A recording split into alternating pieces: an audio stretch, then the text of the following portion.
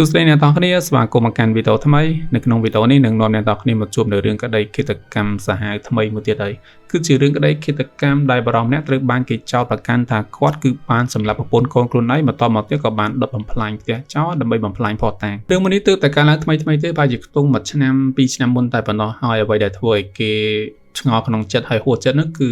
ឺគាត់អត់ព្រមសារភាពទេទោះបីជាគេមានភស្តុតាងគ្រប់គ្រាន់យ៉ាងណាក៏ដោយក៏សម័យខ្លួនគាត់ហ្នឹងគឺអត់ព្រមសារភាពថាខ្លួនជាអ្នកធ្វើនោះទេរឿងមួយនេះវាបានកើតឡើងនៅយប់ថ្ងៃទី31ខែធ្នូឆ្នាំ2024ហើយនិយាយបានថាគឺជាយប់ដែលគ្រួសារជាច្រើនមនុស្សជាច្រើនគឺបាននាំគ្នាត្រៀមរៀបចំអបអរដើម្បីឆ្លងឆ្នាំសកលនៅក្នុងតំបន់ដ៏ស្ងប់ស្ងាត់មួយក្នុងរដ្ឋ Indiana សហរដ្ឋអាមេរិកនៅពេលហ្នឹងគឺមានរឿងក្តីឃាតកម្មដ៏សាហាវមួយគឺបានកើតឡើងបុរសម្នាក់ត្រូវបានគេចោទប្រកាន់ថាគឺបានសម្លាប់ប្រពន្ធកូនខ្លួនឯងចោលបន្តមកទៀតក៏បានដុតបំផ្លាញផ្ទះដើម្បីបំផ្លាញភស្តុតាងបុរសដែលគេចោទប្រកាន់ថាគឺជាអ្នកសម្លាប់ប្រពន្ធកូនខ្លួនឯងគឺមានឈ្មោះថា Michael Cake អាយុ53ឆ្នាំចំណែកប្រពន្ធរបស់គាត់គឺមានឈ្មោះថា Melissa Cake អាយុ51ឆ្នាំនិងកូនរបស់ពួកគេទាំងពីរនាក់គឺមានអាយុ34ឆ្នាំរឿងរ៉ាវជីវិតនៃគ្រួសាររបស់ពួកគេទាំងពីរនាក់មករយៈចុងក្រោយនេះគឺមិនល្អនោះទេអ្នកនរគ្នាគឺមានន័យថារឿងហេតុកើតឡើងបន្ទាប់ពីពួកគេគឺបានលែងលះគ្នាបានប្រហែលជាខ្ទង់មួយអាទិត្យទៅពីរអាទិត្យបន្ទាប់ពីលែងលះហើយគឺលោក Michael លែងនៅក្នុងផ្ទះកើតហេតុនឹងទៀតហើយមានន័យថាតុលាការគឺបានកាត់ផ្ទះហ្នឹងទៅកាន់អ្នកស្រី Melissa ជាមួយនឹងកូនហើយចំណែកលោក Michael គឺនៅខាងក្រៅផ្សេង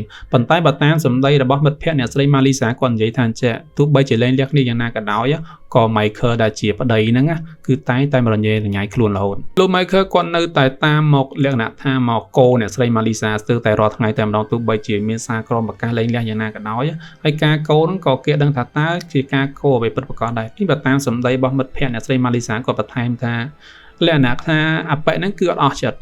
តចង់បានទ្រពច្រើនជាងនឹងទៀតឬក៏ចង់បានទ្រពដែលខ្លួនចង់បានអញ្ចឹងណាអញ្ចឹងទៅនៅពេលដែលអត់បានអញ្ចឹងទៅចេះតែមកញ៉េញ៉ៃទៅអ្នកស្រី Melissa តែប៉ុណ្្នឹងឯងតមកទៀតនៅយប់ថ្ងៃទី31ខែធ្នូឆ្នាំ2024រឿងហែអាក្រក់ក៏បានកើតឡើងទៅលើអ្នកស្រី Melissa និងកូនរបស់ពួកគេនៅពេលហ្នឹងគឺខាងប៉ូលីសក្នុងតំបន់នៃរដ្ឋ Indiana គឺបានទទួលទូរស័ព្ទមួយថាចេះជួយផងគឺត្រូវការឡានទឹកដោយសារតែមានផ្ទះមួយកំពុងតែឆេះខ្លាំងមែនទែនរថយន្តពលរដ្ឋគីភ័យក៏បានទៅដល់ទីតាំងកន្លែងកាត់ហេតុប៉ុន្តែគួរសោកស្ដាយមែនទែនដោយសារតែភ្លើងគឺវាឆេះសន្ធោសន្ធៅពេកនៅពេលនេះគេបានប្រើពេលយូរមែនទែនដើម្បីផលិតភ្លើងហើយក្រោយពីភ្លើងរលត់ហើយគេក៏បានប្រទះឃើញសាកសពមនុស្សពីរនាក់ក្រោយមកគេបានសន្និដ្ឋានថាគឺជាអ្នកស្រី Melissa Cake និងកូនប្រុសរបស់គាត់ដំបូងគេគិតថាគឺជាបដិបត្តិហេតុដែលធ្វើឲ្យពួកគេទាំងពីរនាក់គឺបាត់បង់ជីវិតក្នុងភ្លើងប៉ុន្តែអត់ទេអ្នកទាំងគ្នាក្រោយការធ្វើកសោវិច័យទើបបានរកឃើញថាពួកគេទាំងពីរនាក់គឺត្រូវគ្រាប់ទាំងពីរនាក់មានន័យថាពួកគេទាំងពីរនាក់ត្រូវបានគេបាញ់សម្លាប់ដោយគ្រាប់កំភ្លើងហើយទើបដុតភ្លើងតាមក្រោយអញ្ចឹងមានន័យថាគឺជាអំពើឃាតកម្មហើយទៅពេលដែលគេរកឃើញស្នាមគ្រាប់កំភ្លើងនៅលើខ្លួនជនរងគ្រោះទាំងពីរនាក់ហើយអញ្ចឹងវាជាអំពើឃាតកម្មហើយអញ្ចឹងអ្នកដែលគួរសង្ស័យជាងគេបំផុតនៅពេលហ្នឹងគេបានដាក់ការសង្ស័យទៅលើអតីតប្តីគឺលោក Michael Cake នឹងឯងប៉ូលីសក៏បានធ្វើការឃាត់ខ្លួនលោក Michael ដើម្បីយកមកសួរនាំក្នុងការសួរនាំហ្នឹងគឺពិបាកសន្ទនាគ្នាមែនទែនអ្នកទាំងគ្នា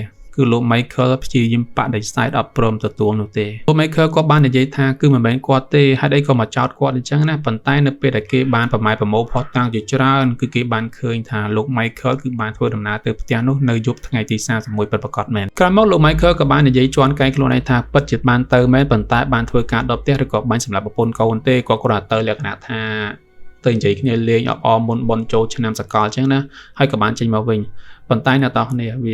ាអ្វីដែលគាត់និយាយគ្រាន់តែជាលេសតែប៉ុណ្ណោះគឺគេមានផុសតាងអស់ហើយរឿងក្តីឃាតកម្មមួយនេះគឺបានអូបន្លាយជាច្រើនខែមែនទែនអ្នកទាំងគ្នាដោយសារតែលោក Michael គឺព្យាយាមបដិសេធថាមិនមែនជាគាត់ទេអញ្ចឹងទៅនៅពេលហ្នឹងគឺអូបន្លាយពេកដើម្បីប្រម៉ែប្រមូលផុសតាងជាច្រើនហើយទីបំផុតគេមានផុសតាងច្រើនមែនទែនដើម្បីចាប់ប្រកាន់ទៅលោក Michael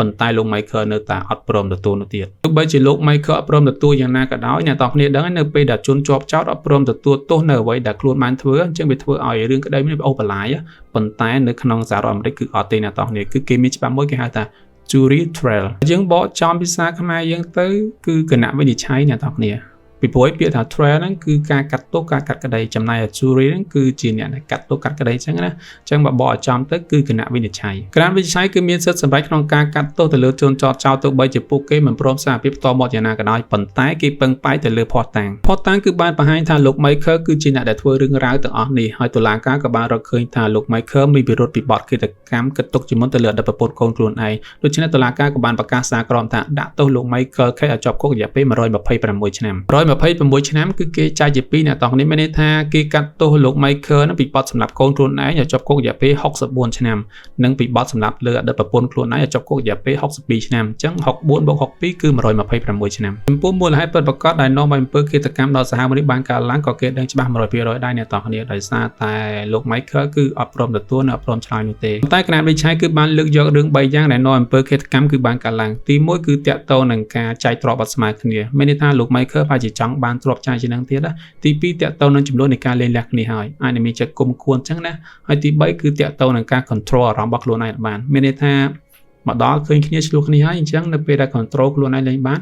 ក៏ទៅជារឿងអំពើឃាតកម្មដល់សាហាវបែបហ្នឹងឯងតាមពិតទៅជីវិតមនុស្សយើងគឺមិនពិបាកពេកទេហើយក៏មិនស្រួលពេកដែរប៉ុន្តែពេលខ្លះមនុស្សយើងគឺតែងតែធ្វើឲ្យវាពិបាកខ្លាំងមែនទែនបើតាក់ទងនឹងការស្រឡាញ់វិញអ្នកទាំងគ្នាដឹងហើយការស្រឡាញ់គឺជាអ្វីគឺជាការលះបង់